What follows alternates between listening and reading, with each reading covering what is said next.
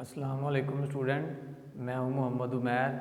तो स्टूडेंट, हम 9th class जो न्यू बुक है आपकी फ़िज़िक्स की, तो आज हम चैप्टर नंबर 1 के न्यूमेरिकल स्टार्ट करते हैं।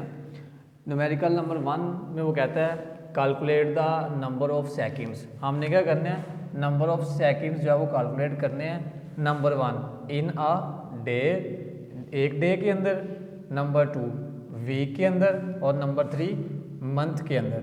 And state your answer using SI prefixes. आपने क्या करना है, आपने डे के अंदर, वीक के अंदर और मंथ के अंदर आपने सेकंड को फाइंड करना है और प्रीफिक्सेस को यूज़ करते हुए आपने अपना आंसर जो है वो बताना है। तो स्टूडेंट, सबसे पहले हम कर लेते हैं 1 डे के अंदर। तो 1 day is equal to, student 1 day, एक दिन के अंदर हमारे पास कितने आवर्स होते हैं? 24 आवर्स होते हैं। हमारे पास स्टूडेंट एक घंटे के अंदर हमारे पास कितने मिनट होते हैं? 60। तो हम क्या करेंगे, 24 को मल्टीप्लाई करेंगे 60 से, और एक घंटे के अंदर कितने, एक मिनट के अंदर कितने सेकंड होते हैं? 60, और साथ हम फिर अगेन मल्टीप्लाई करेंगे 60 से। तो स्टूडेंट, आप 24 को 60 से और फिर 60 को 60 से मल्टीप्लाई करेंगे तो ये आएगा 86400। तो ये हमारे पास आ जाएगा 1 डे के अंदर आपके पास इतने सेकंड होते हैं। अब स्टूडेंट, हमने कोई प्रीफिक्स यूज़ करना है, तो कोई प्रीफिक्स यूज़ करते हुए हमने वो साथ लगाना है। तो अगर मैं क्या करता हूँ, ये वाला जो पॉइंट है, क्योंकि जिसका पॉइंट नहीं होता उसका पॉइंट लास्ट पे लगा होता है, अगर मैं इस पॉइंट को यहाँ से यहाँ पर शिफ्ट करवा दूँ, यहाँ पर, तो फिर मेरे पास एक प्रीफिक्स यूज़ हो सकता है। 10 की पावर में 3 आएगा, तो 10 की पावर 3 में हम प्रीफिक्स यूज़ कर सकते हैं। तो ये आएगा 86.4 मल्टीप्लाई 10 की पावर। इस पॉइंट और इस पॉइंट के दरमियान आपके पास कितने डिजिट्स आ रहे हैं? 3 डिजिट्स आ रहे हैं। तो ये आएगा 10 की पावर 3 सेकेंड। तो हमारे पास आएगा 86.4, 10 की पावर 3 हमारे पास इक्वल होता है किलो के। तो हम क्या करेंगे, 10 की पावर 3 की जगह k लगा देंगे, तो इधर आएगा k और साथ आ जाएगा s। तो 1 डे के अंदर हमारे पास 86.4 किलो सेकंड आ जाएंगे। कोई भी प्रीफिक्स हमने यूज़ कर दिया, किलो यूज़ कर दिया हमने, क्योंकि वो 10 की पावर 3 था, वो यूज़ हो रहा है। अब नेक्स्ट हमने फाइंड करना है 1 वीक के अंदर। अगर हम 1 वीक के अंदर देखें तो स्टूडेंट, हमारे पास 1 वीक के अंदर हमारे पास 7 डेज होते हैं, और 7 डेज़ को हम पहले मल्टीप्लाई करेंगे 24 से, और देन फिर इसको मल्टीप्लाई करेंगे 60 से, एंड देन फिर इसको मल्टीप्लाई करेंगे 60 से।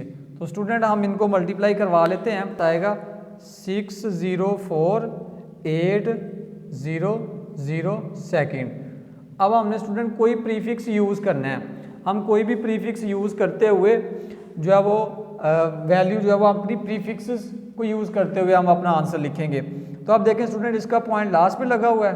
अगर ये पॉइंट अगेन मैं यहाँ से यहाँ शिफ्ट करवा दूँ तो अगेन मेरे पास क्या आएगा, 604.8 मल्टीप्लाई 10 की पावर में क्या आएगा, इन दो पॉइंट्स के दरमियान कितने डिजिट्स हैं? 1 2 3, तो 10 की पावर 3 सेकेंड आ जाएगा। तो यह आएगा 604.8, 10 की पावर 3 की जगह अगेन मैं क्या लगा दूंगा, के, तो ये अगेन आ जाएगा किलो सेकंड।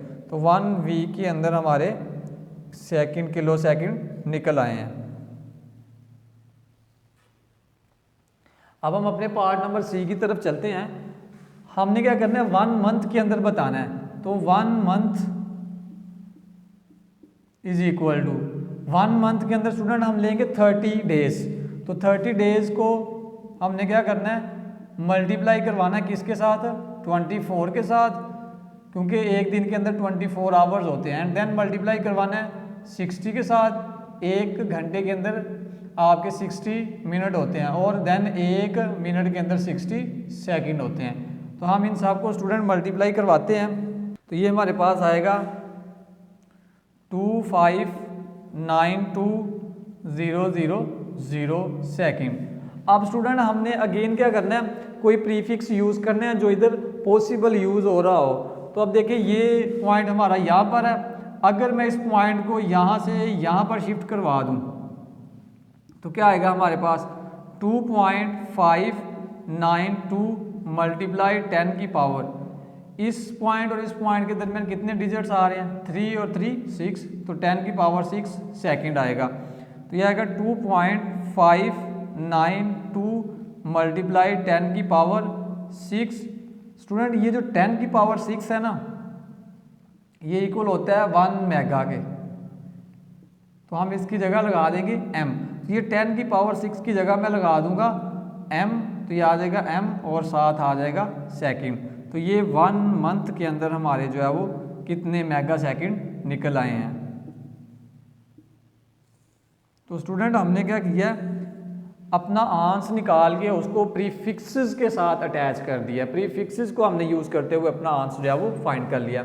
अब स्टूडेंट हमारा जो इसका न्यूमेरिकल नंबर 1.2 है, 1.2 भी इसी का पार्ट है। वो कह रहा है कि ये जो न्यूमेरिकल आपने 1.1 किया हुआ है, इसके अंदर आपके पास जो आंसर आया है ना, उसको आपने क्या करना है, साइंटिफिक नोटेशन के अंदर लिखना है। तो मैं लास्ट पर स्टूडेंट उसको साइंटिफिक नोटेशन के अंदर इसके आंसर लिख देता हूँ न्यूमेरिकल 1.2 के। तो साइंटिफिक नोटेशन के अंदर आप स्टूडेंट लिखे, ये हमारा आंसर आया था पहले वाले का 1 का, वो था 86,400 सेकंड आया था।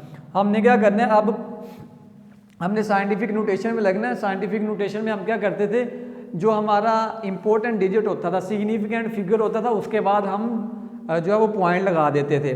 8 हमारा इंपॉर्टेंट है, सिग्निफिकेंट फिगर है, तो मैं यहाँ से ये पॉइंट यहाँ पर शिफ्ट करवाऊँगा, तो ये मेरे पास आएगा 8.64 मल्टीप्लाई 10 की पावर, इस पॉइंट और इस पॉइंट के दरमियान कितने डिजिट्स हैं, 1 2 3 4, तो ये आएगा 4 सेकेंड। ये ए वाला पार्ट था।